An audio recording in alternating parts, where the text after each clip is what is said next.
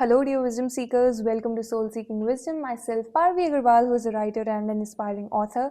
And first of all, a very happy new year to each and every individual present here.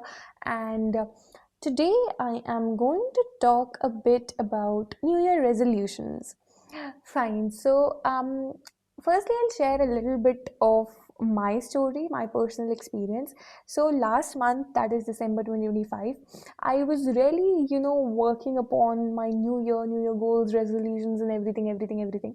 And I took one whole day to craft what my 2026 is going to look like. And I am that person who is always very excited to plan things, to organize things. I am generally a very organized sort of person, so I love to organize my days, my weeks, my months, etc. And I did so. And after planning everything out, I felt that this restrictive energy inside of me, that I'm binding myself so much, I am putting myself into a frame that I do not really fit in. I am forcing myself to be something that I might not be. So I was thinking about this realization. I was thinking about the fact that everywhere in the internet I see 2026 New Year resolution, stuff like that. So I thought of talking about it. And this is a very unpopular opinion, but it is one. So what I found out after thinking and writing and everything was that we make resolutions as a standard or as an expectation. We set up an expectation with ourselves, yeah, from ourselves, that we are going to behave this way, do this or do that. And if we do not meet that expectation, we find ourselves encapsulated in self-hatred, self-criticism, etc. But in this entire process, we forget the fact that we have that human essence inside of us, which is not going to, write for 1 hour every single day. I mean, I am a writer. I want to be an author, sorry. I want to be an author. And I mean, I cannot force myself to sit and write for 1 hour every single day, because writing comes from my soul. It does not come from a forced effort, to just force myself to wake up 5 a.m. in the morning and write till 6 a.m. That's not what I do, right? I write when I feel like writing. And as I've said it somewhere in my blogs, or maybe, that writing comes from my soul. It's so internally connected with my soul that once I start writing, I go into that meditative zone and state wherein the words are not flowing from me, they're flowing from some energy inside of me that I won't say is me, but I would not even say it's not me. So I don't know. So yeah, we cannot force ourselves or force our behaviors. What we can do is we can understand our behavior, we can analyze our behavior, and we can just sit with our behavior. Like, if you have a negative behavior and you're aware of it, then firstly I'll congratulate you that you're at least aware of it, because most people are not. So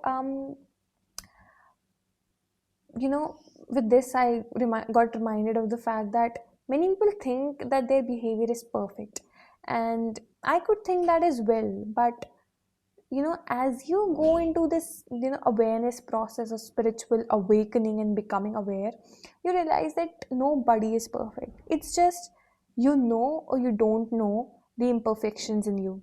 So it's exactly like a person who loves staying in dirt does not realize that his surroundings or her surroundings are dirty. A person who always like cleanliness will notice dirt at every single corner, like at every trivial corner. So yeah, so firstly, if you're aware of your weakness, that's a great thing. If you're not aware of what negative behavior you have, you can actually proceed with shadow work. It's a great concept.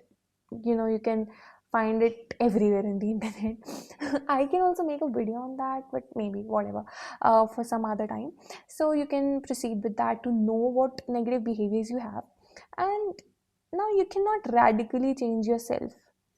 Ki you know it today that I lie too much, and from tomorrow you just conclude that I'm never going to lie, I'm always going to say the truth. This is now not how change happens. Change happens gradually, change happens in little reformative steps. So, what I mean by that is that if you want to change yourself this year, you cannot just set up fake standards कि भाई मतलब अगले साल से what example do I give? मेरे पास examples ही नहीं है. So हाँ, ये लाइंग वाला एग्जाम्पल लेते हैं कि अगले साल से तो मैं एक भी झूठ नहीं बोलूँगी. So that is a very unrealistic thing because I lie not because मुझे मन करता है झूठ बोलने का, but because there is some conditioning behind it, there is some pattern behind it that makes me lie. And मुझे अपने आप को समझना पड़ेगा, उस कंडीशनिंग को समझना पड़ेगा, उस पैटर्न को समझना पड़ेगा टू एक्चुअली अंडरस्टैंड दैट भाई मैं एक ऐसे रीज़न की वजह से लाई करती हूँ जो रीज़न मेरी कॉन्शियस अवेयरनेस में है भी नहीं. And how do you bring that to conscious awareness? Again मैं फिर से प्रमोट करूँगी जर्नलिंग को. जर्नलिंग इज़ अ वे जिसमें आप अपनी लाइफ को, अपनी थॉट्स को, अपने इमोशंस को पेपर पर लिख रहे हैं. And once you're writing that stuff now, you'll read it for sure. I mean, I do it. I overread what I write. Overread. I read it multiple times. Sorry. I read it multiple times. And after reading it multiple times, I critically analyze it. I mean, sometimes I criticize myself too much. Maybe that's, another negative behavior of mine. But I critically analyze it to realize कि हाँ कौन से patterns हैं, कौन से things हैं मेरी life में that I need to change or need to work on, etc. And then उनको लिखने के बाद I work on the fact कि भाई what makes me this person who lies.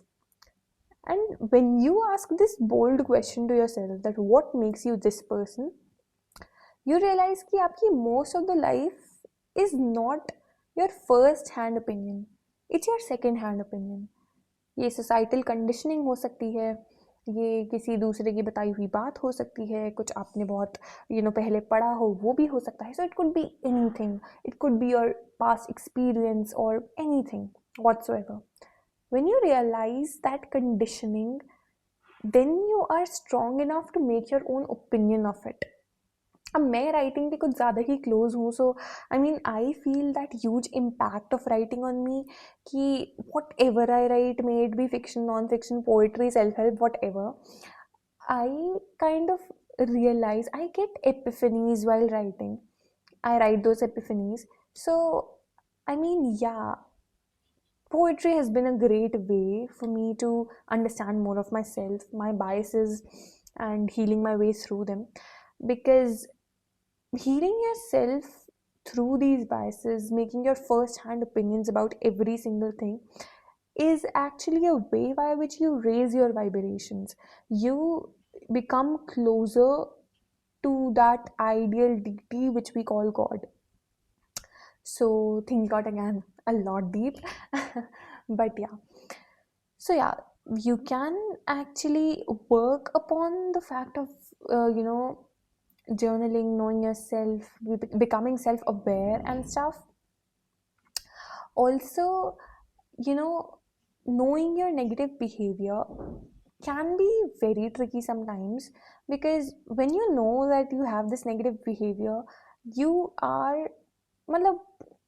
tend to hate yourself or criticize yourself. At least that's how I am.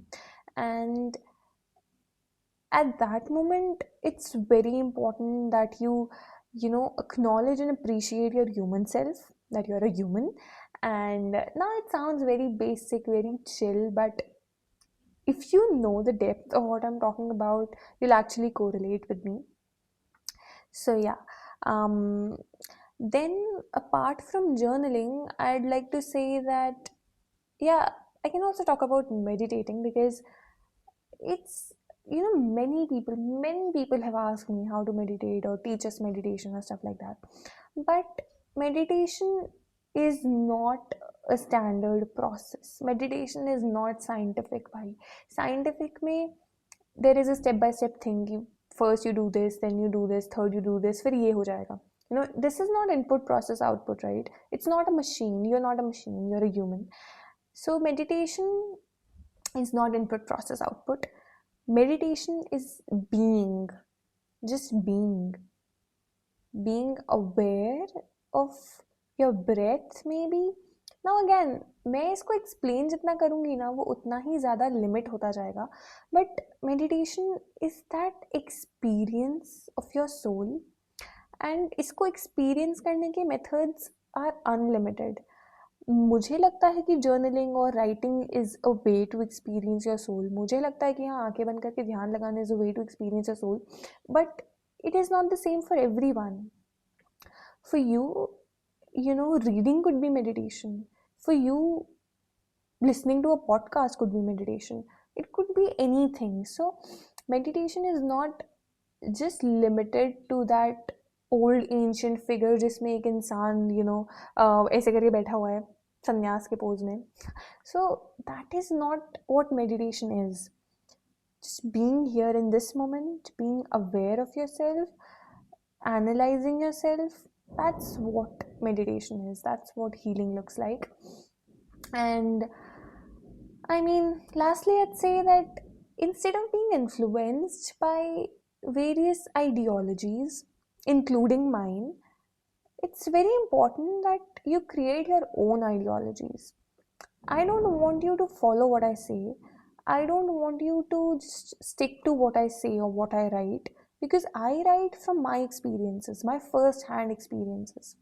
That is what I have realized in my life, and your realizations can be in a different way or form. I won't say that they can be different because, I mean, I'm near to saying that in unity the truth is one, but let's hold that thought for a while.